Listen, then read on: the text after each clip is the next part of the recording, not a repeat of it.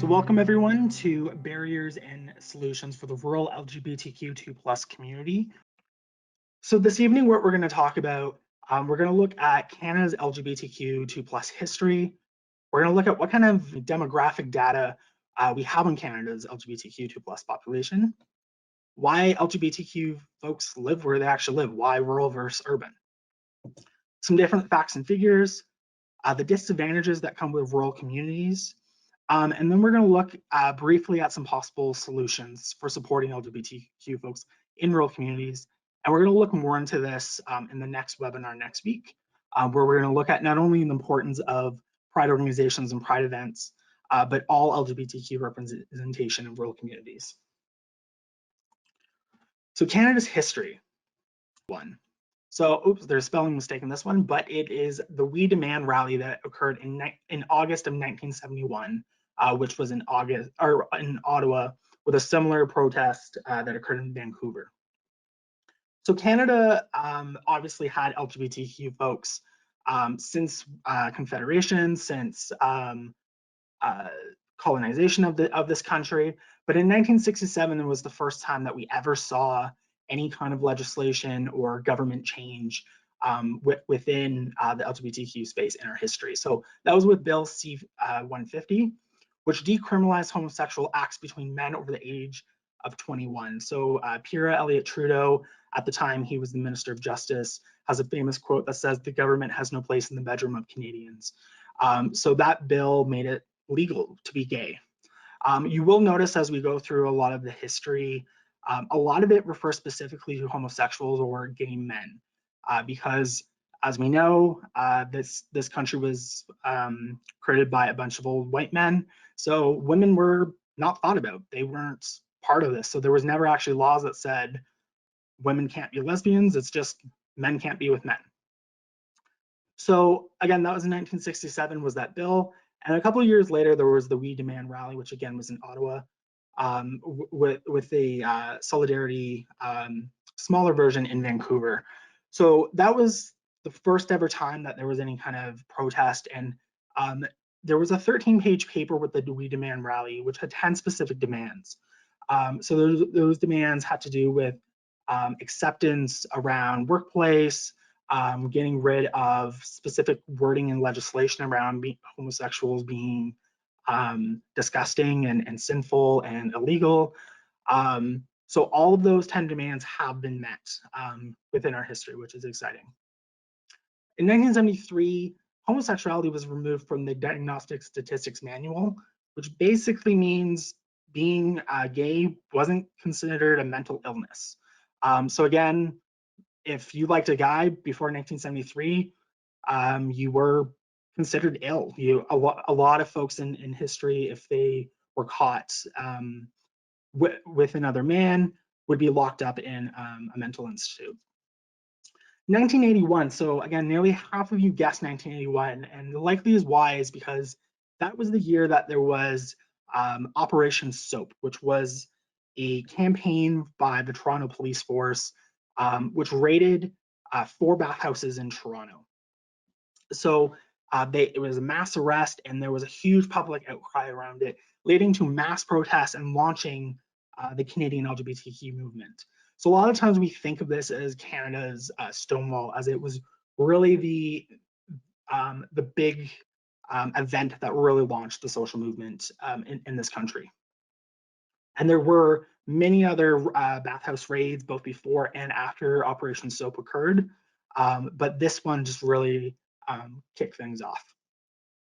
If we fast forward to 1988, that was the first time there was an openly gay member of Canadian Parliament, and to my understanding, any elected official across the country, regardless of level of office. So that was an MP from British Columbia who holds that title. And what I think is interesting, between 1988 and 2021, based on my research, there's been less than 150 out LGBTQ politicians in office across provincial, federal, and municipal level. In 1992, 2 important pieces of LGBTQ history occurred. So first, out Canadians were allowed to serve in the military.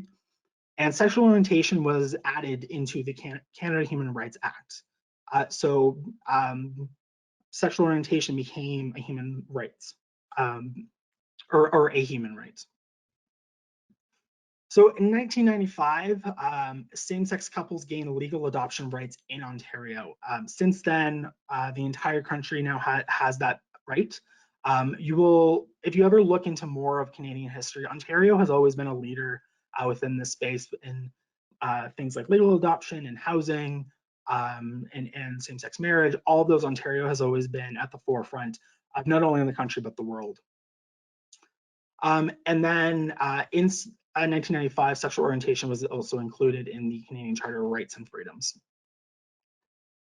In 1999, which you could argue is a long time or a short time ago, it was the Supreme Court of Canada ruled that same-sex couples have the right to equal treatment as straight couples. So it's not that long that same-sex couples have the same kind of rights.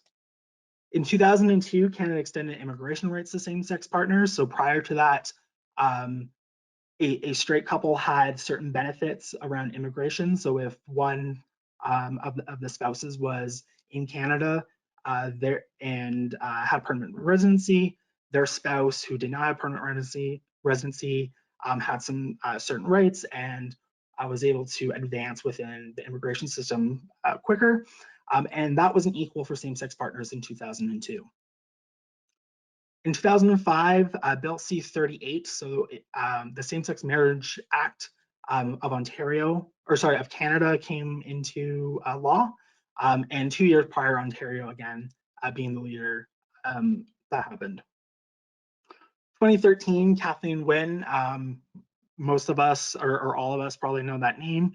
And something that I believe we don't necessarily talk about enough is that she was Ontario's and Canada's first openly LGBTQ premier, as well as the first female premier of Ontario. In 2017, the Canadian Human Rights Act expanded to gender identity and expression. So if you attended our webinar last week, you will remember that gender identity and expression are different than sexual orientation or sexuality. So that is now protected as of 2017. And in 2017, which again was Canada's 150th anniversary since Confederation, the country finally got its first transgender mayor, Mayor Julie Lemieux in Quebec. And then in 2020, in a very important conversation around Bill C-8, so that bill has not been passed yet, it's still being talked about, which is to criminalize conversion therapy. So conversion therapy is already banned in Ontario, Manitoba, within the city of Vancouver, and then also within the provinces of Nova Scotia and PEI. So in Canada's history, we not only has government played a role in both the good and the bad, but the media has as well, and in turn, society. So we've seen headlines in the past like 10,000 homos in Toronto, lesbian vermin plagues Toronto. In 1995 is this Newsweek magazine, so bisexuality, a new sexual identity emerges. These are things that just sound weird now in 2021, but they were very common headlines back then. And of course, the AIDS epidemic of the 1980s, horrible headlines occurred. AIDS was originally known as gay cancer, as it predominantly impacted the LGBTQ community, specifically with gay men. So there was a lot of negative press around the LGBTQ community, and a lot of it really impacted the community in a very negative way. So what are the issues that we're still facing and still talking about? So as I mentioned, there's a bill that's still being talked about called, or a bill that's looking at banning conversion therapy nationwide. 10% of LGBTQ Canadians have gone through conversion therapy, and 13% of LGBT youth between 15 and 19 have gone through conversion therapy. So there's still a large number of folks who are experiencing it, so we do need to ban it nationwide. MSM, or men who sleep with men, So in translation, gay, bisexual, pansexual men are banned for 3 months sorry, they have to be abstinent for 3 months before they can donate blood with Canadian Blood Services or Hemo-Quebec, which is Quebec's equivalent. So that there is no scientific rationale behind that. There's a lot of historical bias that's tied to the AIDS epidemic. So that is a big conversation that a lot of LGBTQ advocates are leading. Similar healthcare and social services, so not only creating new and more healthcare and social services around LGBTQ folks, but ensuring that health services and social services know how to support the LGBTQ clientele. So making sure that every doctor knows how to talk about sexuality, how to talk about gender identity, gender expression, all of those kind of things. And then also a big push that's happening right now in EGAL is the largest advocacy group for LGBTQ issues in Canada. So they just launched a campaign around intersex minors, so protecting minors from non-consensual invasive surgical procedures. And then on the local regional level, it's more so about acceptance and inclusion, and this is where organizations like Pride groups come in. So it's creating acceptance and inclusion in a whole bunch of different parts in our society. So within our government, within our community, within our workplaces, sports, schools, colleges, universities, and then in healthcare and social services as well. So a lot of times we forget that Canada isn't perfect because we always say Canada is the most multicultural country in the world. And Canada often ranks #1 when it comes to LGBTQ friendliness, both from a citizen standpoint as well as a tourism standpoint. Canada is often featured in LGBTQ travel magazines and travel websites. So a lot of times we forget that there are these issues in Canada. So we don't actually know the answer, which might seem weird that we don't know something about a very prominent identity group within our country. But prior to 2020 and 2021, there's been very minimal research on the LGBTQ2+ community, which has created huge knowledge gaps, both from a research side, from a services side, because things like government funding relies on data. Things like different kind of allocation for different social services and health services relies on that kind of knowledge and that data. And the knowledge and research on the trans and non-binary community specifically within Canada is almost non-existent. So 2021, for those of you who filled out the census, which it's illegal not to, so I hope you all filled it out, you will have seen a gender identity question. So that was the first time in Canadian history that there has ever been a question in the Canadian census. So that's actually very exciting for those who work in the LGBTQ2+ space, as we're finally going to have a better understanding of gender identity of Canadians. So based on various sources that I often reference in my work and my research, conservative estimates are typically between 3% and 13% of Canadians are LGBTQ. So that translates to about 1.2 to 4.8 million people. Something we do know, so out of a report from Stats Canada in 2017, there were about 72,800 same-sex couples reported. And 10% of those live in rural communities. So that's about 14,500 LGBTQ people. But specifically, when they asked for same-sex couples, they only asked about gays or gay people, lesbians, and bisexual folks. So it's not inclusive, it's not the whole picture. And then Stats Canada also has a very specific definition of rural. So I live in Stratford, I am not considered rural. Kincardine, the town of Kincardine is not considered rural based on the definition. The smaller villages like Tiverton and Burvey, those are considered rural. So it's all about people per kilometer, essentially. So defining rural and defining where people live and demographics, it's quite complicated. And some other things that we need to consider is that, again, there's that just overall lack of research around LGBTQ folks. Self-reporting is a huge thing. So do they trust the surveyor? So Again, I've done a research study. Do folks trust me? For older LGBTQ folks who, again, went through experiences like Operation SOAP, were discriminated against by the government on many different levels of their lives, would they trust the government to identify as LGBTQ in a census or a survey or anything like that? Also, often umbrella terms are used. So it's, are you LGBTQ versus are you gay? Are you pansexual? Gender identity versus sexual orientation sometimes is not differentiated. And then also gender and sexual identity, as I mentioned in the previous webinar, it's constantly changing. New identities are always being created as people kind of figure out what fits for them. So it can be difficult to capture this picture. That being said, I have had to update this slide deck very quickly this week because yesterday, Stats Canada released a new report specifically on the LGBTQ population in Canada in honor of Pride Month.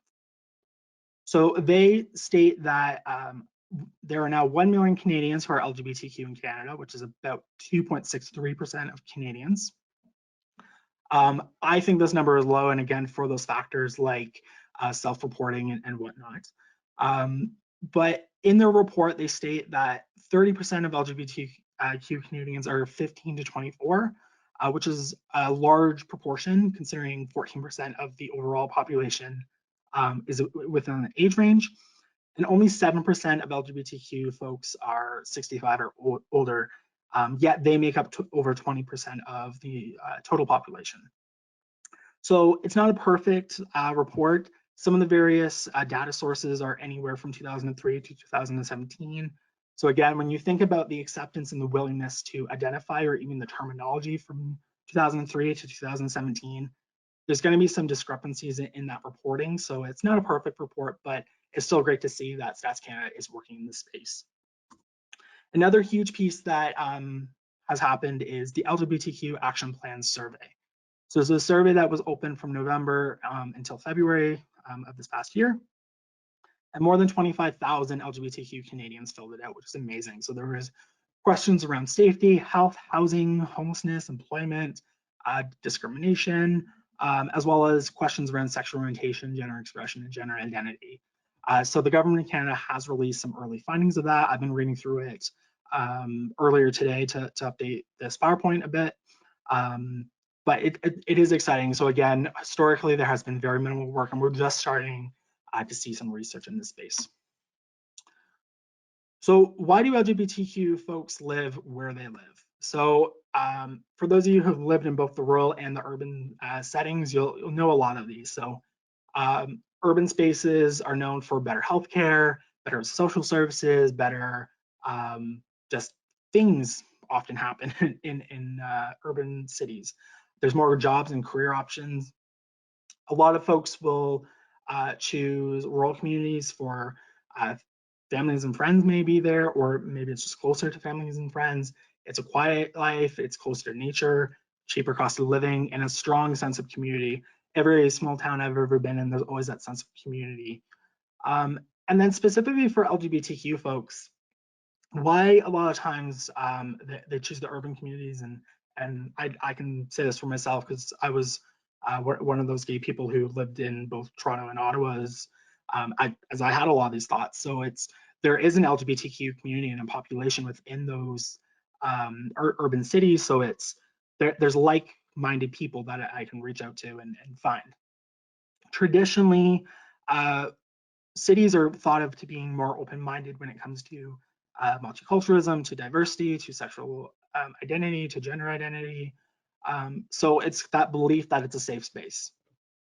And then similarly, cities are often thought of as these havens for LGBTQ folks because there's these giant pride festivals like Toronto Pride, there's nightclubs, there's bars, there's bookstores all around the LGBTQ community. So it's a real place that someone can thrive as an LGBTQ member if that's something that they choose to wear their sexuality or gender identity on their sleeve, if you will. And another piece, and this is a piece that I actually wrote a paper on, is what I call living in a fishbowl. So LGBTQ people um, are often able to hide in plain sight when they go to cities, versus rural communities where they are more easily seen among the other fish. So for those of you who are from Kincardine, you will know the former town in Kincardine had a slogan called "Where you're a stranger only once." So as a gay person who's trying to hide in the closet, that's a terrifying motto to live in a town for. So going to a city, as you can see, the fish tank on the left, if you're the rainbow fish, so LGBTQ, it's quite easy to spot because there's not much diversity. Everyone is looks more or less the same in small towns. You might get the odd other different fish. Maybe you'll get some people of color in the community. So, but it's not necessarily other LGBTQ folks in rural communities. So it's still very easy to spot. Versus urban communities where it's hard to spot because there's all of this diversity, all of this, and just mass population as well. So it's harder to spot sometimes. And even when there are other LGBTQ individuals, they still hide. They're still hiding in plain sight. So that's the living in the fishbowl. So facts and figures. So I mentioned there have been some new studies that have come out in the past couple of years. I've referenced quite a few of them. There's so much data. I could spend probably like days doing presentations on individual categories of data. So I'm just going to give a very high overview of things. So if I'm not going into detail, it's just because there's so much to cover. So before I go into this, I just want to let folks know that there will be some themes of suicide, self-harm, and mental health. So if you are feeling triggered by any of these facts or figures, within the attachment section of the GoToWebinar platform, you will see there is a mental health and crisis support list that's PDF. Please download it and consult it. Oops. So the Canadian Mental Health Association defines a positive mental health and well-being as something that is impacted by three things, or you need to have three things for it. So an individual needs to have social inclusion, needs to have freedom from discrimination and violence, and needs to have access to economic resources. So as we're going through all these different facts and figures, keep these three pieces in mind. So when it comes to mental health of LGBTQ folks, 81% of LGBTQ individuals have said that they have felt or feel distress, loneliness, isolation, or discouragement related to their sexual orientation or gender identity. That's a huge number. And then LGBTQ youth face 14 times the risk of suicide and substance abuse than their heterosexual peers. So LGBTQ folks face a lot of mental distress when it comes to their gender identity and sexual orientation. And these numbers are often a lot larger when we look at some of the other factors, which we'll talk about in a little bit, when it comes to rural communities. What I find interesting, and this is pulled from the LGBTQ Action Survey from the government, 38% of LGBTQ Canadians don't feel included or represented within LGBTQ spaces, services, and events.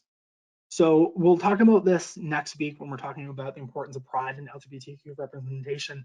But even within their own community, a lot of LGBTQ folks don't feel part of it. I have a guess based on some previous research that I've done, and that's because the respondents of the action plan survey, about 80% of those folks were white. So the LGBTQ experience can be a lot different if you are from a racialized community, if you have a disability, or if you come from any additional identity group. When we look at intersectionality, so how different identities cross each other, it creates a whole other different experience. So again, I believe based on some of my previous research that 38% is actually a low number. Safety, obviously a big one. So 39% of LGBTQ Canadians have reported violence due to their sexual orientation, gender identity, or gender expression in the last 5 years. So 90% of respondents have said that they have experienced verbal abuse.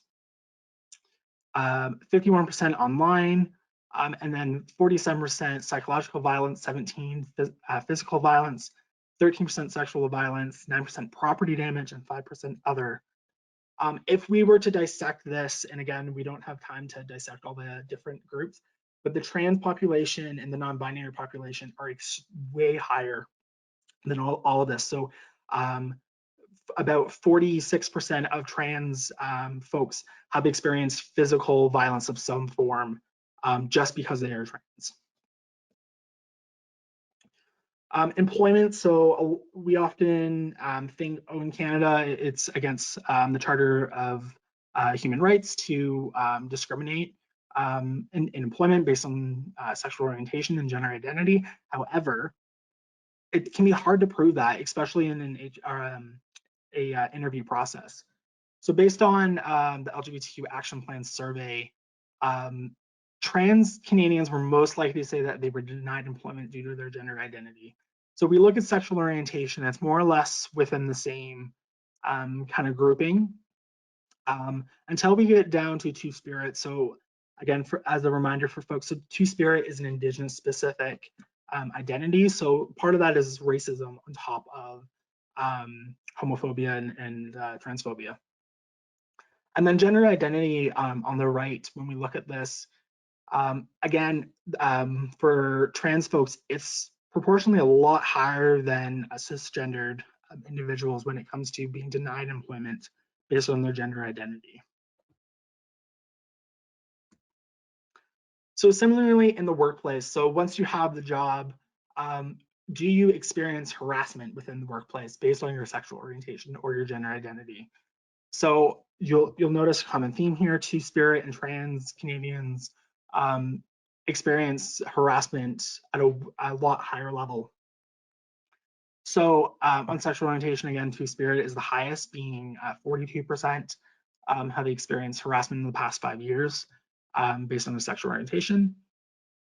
And for gender identity, again, trans folks are quite a bit higher than cisgendered folks, with nearly half of transgender women and transgender men experiencing harassment in the workplace.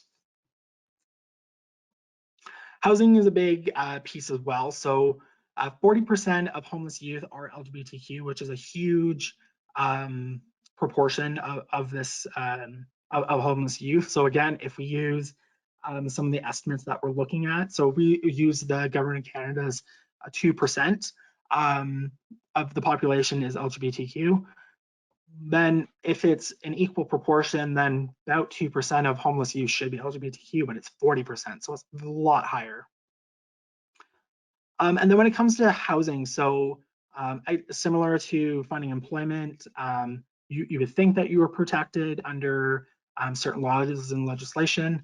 However, trans and Two-Spirit Canadians experience high rates of discrimination when it comes to trying to find stable housing.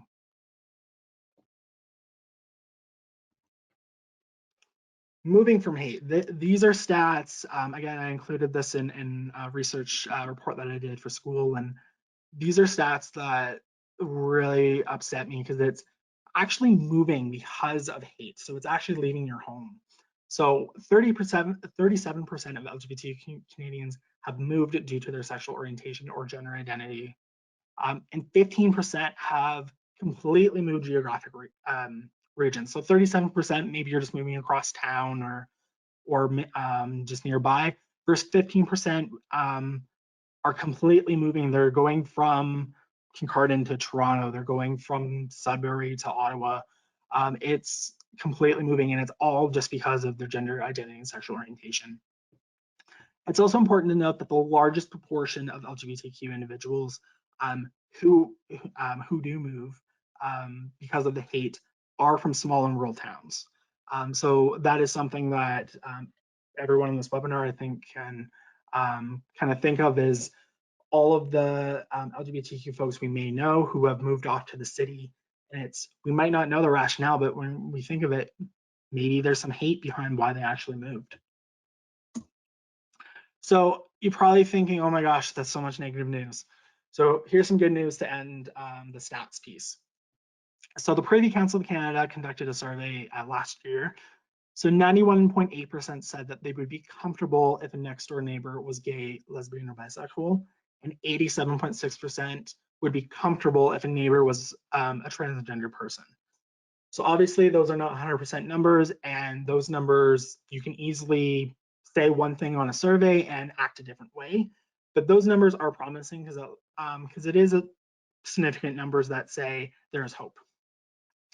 And then similarly, a 2020 Pew Research study showed that 85% of Canada's general population have favored social acceptance of homosexuality, which is up 80% from 2013. So again, we're not perfect, but things are improving. So the rural disadvantage. So these are things that many folks will know for the column on the left. So think of your rural community, think of your small town, and what kind of things are you lacking when you compare it to a place like Toronto or Ottawa? So there's typically limited health services, there's limited social services, limited community supports. Employment opportunities are usually slim. There's a smaller population overall, limited no transit, amongst a whole bunch of other things. For the LGBTQ community, again, for that local and regional level kind of advocacy issues, it all has to do with exclusive health services, exclusive social services, exclusive government leaders, community, workplaces, sports, school, education. And by exclusive, it's all of that data that we looked at, where it's folks are still experiencing discrimination, finding a job within the workplace, finding housing. They're experiencing discrimination based on that. So that's just what that exclusive piece means. So when we look at LGBTQ folks who live in rural communities, they don't experience just the left or the right column. They experience both, and often these things overlap. So if you're, say, trans living in a rural community, you might only have one hospital and maybe a handful of doctors that you have access to. But do those doctors support trans folks? Do they know how to talk about and deal with certain trans health issues? So these are the challenges that rural communities often face for their LGBTQ populations. On top of all of this, there's a stereotype, but there is a lot of evidence and research behind this, that rural communities are often places that are more conservative, both in the political sense and the ideological sense. They have higher populations of social conservatives compared to cities. So that's folks who have beliefs around marriages between a man and a woman, those kind of beliefs. High percentage of Christians, there's a reason I'm bringing that up, which I'll mention in a second. Rural communities often have a less diverse population and experience social change at slow rates. So if there's no diversity, there's no LGBTQ folks, there's no pride flags, there's no mosque in town, there's no Black family, you're not going to talk about all those different diversities outside of your rural agricultural based community. So it's a lot of times it's not just beliefs and knowledge or beliefs and values, it's about knowledge. Oops. And then based on one research study, 84% of LGBTQ Canadians are worried about conservative political and ideologies concerning sexual minorities. So individuals who are LGBTQ2+.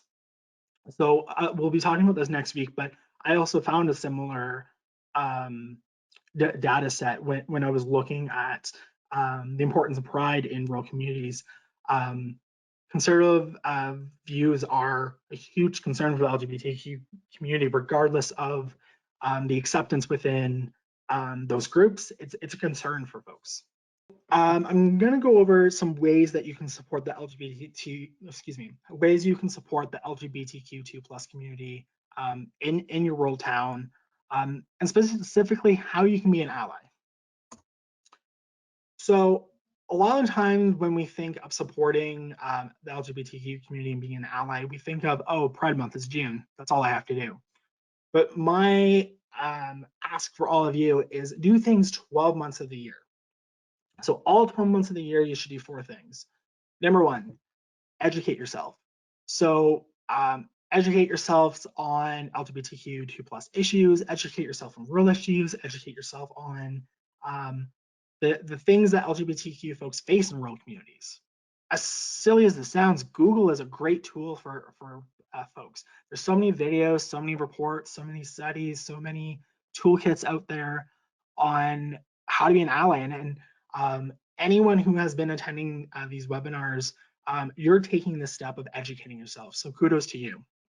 And it's more than just knowing, again, like the definitions, like what is transgender, what is gender fluid, what is pansexual. Also know those current issue pieces that I mentioned earlier. So learn what the LGBTQ community is advocating and fighting for right now, and how you can use your voice and your privilege to support them. Secondly, confront homophobia, biphobia, and transphobia, or any other hate speech for that matter. Whenever you hear it, see it, always address it. So a lot of times we think if someone's just making a subtle gay joke, it's okay, you don't have to say anything. But it's those little things that build up that create a snowball effect within a space. Because if someone's just saying the odd gay joke every now and then, they're feeling comfortable that they can say stuff, and eventually they might start expressing some stronger homophobic thoughts and feelings. So just stomp on it whenever it's addressed. And if someone's making a joke, just say, why is that funny? Just question it, because no one likes explaining a joke. So just question if someone's making a joke. And of course, also apply this if someone is being very blatantly homophobic or transphobic. Thirdly, use gender neutral language. So we talked about this at the last webinar. So that's using words that are not gender specific. So using things like folks instead of hey you guys, using firefighter instead of firemen, using partner and spouse instead of husband and wife. So just neutralizing your language so it's encompassing everyone. And as well, making sure that you know what people's pronouns are and using them correctly. And then finally, listen, learn, and support. So this goes for every community that you want to be an ally for. And again, this is going back to that piece from the last webinar about being an ally is not a noun, it's an action. So listen to the LGBTQ community. So you all are listening to me from an educational point of view. You're learning, and you're going to take what I'm saying and you're going to support the community. Listen to your local pride organizations, listen to LGBTQ leaders in your community at the provincial level, at the federal level, international level. Listen to what they're saying, learn more of what they're saying, and then support them. Also being an ally. So if someone comes out to you, there's 3 things that often folks will do that I want folks to make sure that they stop doing. So don't panic. So panic can be something as awful as freaking out, saying how dare you, that's disgusting, very homophobic. A lot of times religion plays into this, and it can be quite difficult. But if you're someone who's not 100% comfortable with someone in your life being LGBTQ, just take a breath and make sure you don't panic about it and support them. And we'll talk about that in a second. Don't say I knew it. That it's a very common thing, especially for folks who are a little more, for men who are a little more on the feminine side, or women who are a little more on the masculine side. A lot of times when someone comes out, they'll say, oh, I knew it, I've always known it. Often this is done with a lot of good intention, but a lot of times when folks are first coming out, they have a lot of nervousness around basically how well they hid their identity. And a lot of times, if I'm only coming out to one person, I'm not ready to come out to everyone else. And if you say I knew it, I'm starting to think, oh, who else knows it? And I'm starting to freak out. So just try to avoid that as much as possible. And never make the person feel guilty for not telling you sooner. So it's not about you, it's about that person. So everyone comes out at their own time. A lot of the times we'll talk to LGBTQ folks from different cultures and races and ethnicities about, oh, I came out, I was fine, my parents supported me, but there's a lot of things we might not understand. So don't don't make them feel bad for not coming out right away. Things to make sure that you do. So there's 3 things that if someone ever comes out to you that you should always do. So make them feel heard, seen, and respected. So by heard, I mean make sure that you're reiterating what they said to you. So thank you for trusting and telling me that you are gay or bisexual or trans, whatever term they're using to come out to you. That might change down the road, but make sure that you're just duplicating what they're saying to you and thanking them for trusting you. Make them feel seen. So the one thing that every LGBTQ folks always wants to hear when they're coming out to someone, especially for the first time to family members, is I love you and care about you. That's the only thing. Everything else is often a blur. They just want to hear those words. And then respected. So this is a huge piece. And again, it's that ally is not a noun, it's the action piece. So how can I support you? So if they are trans, how can you help them through their transition if they want to do some form of a transition? If they are gay, what kind of supports are out there? So just how I can support you, so respected. And then finally, there's supporting the rural LGBT community as a whole. There's 3 kind of buckets that you can group these in. So the first one is work to improve rural communities' familiarity with LGBTQ people and issues. So this can be creating pride organizations, doing things like this, like a webinar and educating, just letting rural communities who, again, traditionally don't have a lot of diversity and might not know about these topics, just educate. And then vice versa, improve LGBTQ individuals and communities familiarity with rural people and issues, and also try to stop that misconception that rural towns are these small-minded, bigoted places.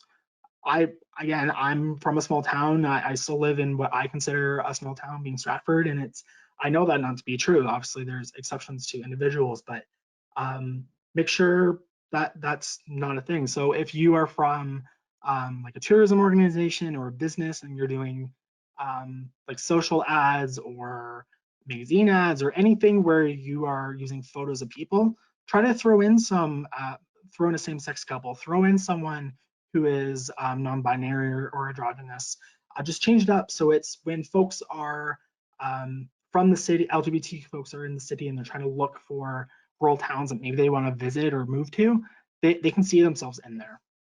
And then finally, support the development of tools and resources to educate service providers about LGBTQ people and needs. So again, this is that piece around, does the local doctor know about trans issues? Does the local storekeeper know how to help someone who's a drag queen? So it's just creating different resources and education and tools to support the community. And we'll be looking at the next webinar, or sorry, the first 2 pieces there at the next webinar, where we'll explore Pride organizations and different ways community members can get involved with Pride.